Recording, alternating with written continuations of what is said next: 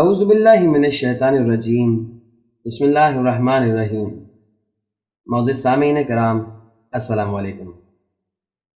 جیسا کہ آپ جانتے ہیں کہ ہم آپ کو اس چینل کے توسط سے تاریخ میں رونما ہونے والے کچھ ایسے واقعات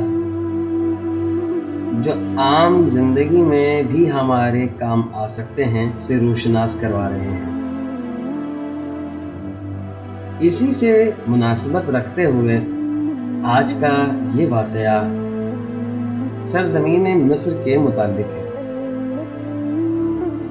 امید کرتا ہوں کہ آپ اس واقعے کو پورا سنیں گے اور ساتھ میں اپنے دوستوں کے ساتھ بھی شیئر کریں گے۔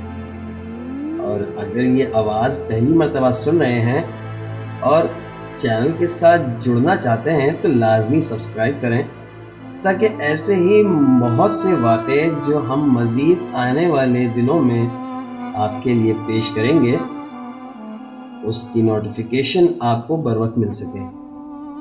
بڑھتے ہیں آج کے واقعے کی طرف کہ جو کتاب مسترف میں لکھا ہے۔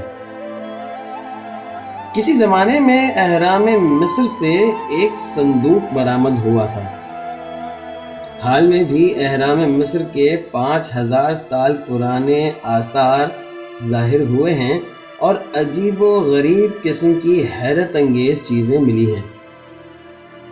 بہرحال جب اس صندوق کو کھولا گیا تو لوگوں نے دیکھا کہ اس میں یمن کی ملکہ کا مردہ جسم موجود ہے اور وہ صندوق ہیرے جواہرات سے پر ہے، اور میت کے ساتھ جواہرات سے سجی ایک تختی بھی ہے جس پر کچھ لکھا ہوا ہے۔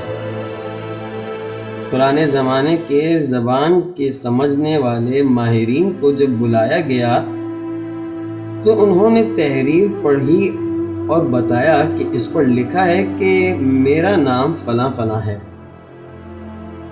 میں یمن کی ملکہ ہوں۔ اچھی طرح سمجھ لو کہ جب یمن میں قحط پڑا تو چونکہ میں ملکہ تھی، میں نے اپنے تمام ہیرے جواہرات دے کر لوگوں کو بھیجا کہ میرے لیے ایک روٹی کا ٹکڑا ہی لے آئیں، لیکن مجھے روٹی نہ مل سکی، یہاں تک کہ میں بھوکی مر گئی۔ میں نے وصیت کر دی تھی کہ جب میں مر جاؤں تو یہ ہیرے جواہرات میرے ساتھ صندوق میں ڈال کر مجھے دفن کر دینا، تاکہ بعد میں آنے والے لوگوں کو معلوم ہو جائے کہ مال و دولت اور مقام و مرتبہ کوئی کام نہیں آتا، اور بھلا کہیں پیسہ بھی موت کو روک سکتا ہے۔ ایسے واقعات سے بخوبی اندازہ ہو جاتا ہے کہ خداوند عالم جب کسی کو سزا دینا چاہتا ہے تو اس کا مال و دولت اور عہدہ اس کے کسی کام نہیں آتا۔ دعا ہے کہ خداوند عالم ہمیں مقام و منصب اور مال و دولت کو سب کچھ سمجھنے سے بچائے۔ اسی دعا کے ساتھ یہ آج کا قصہ اختتام پذیر ہوتا ہے۔ ملتے ہیں ایک اور قصے کے ساتھ، تب تک اپنا اور اپنے گرد و نواح کا بھرپور خیال رکھیے گا۔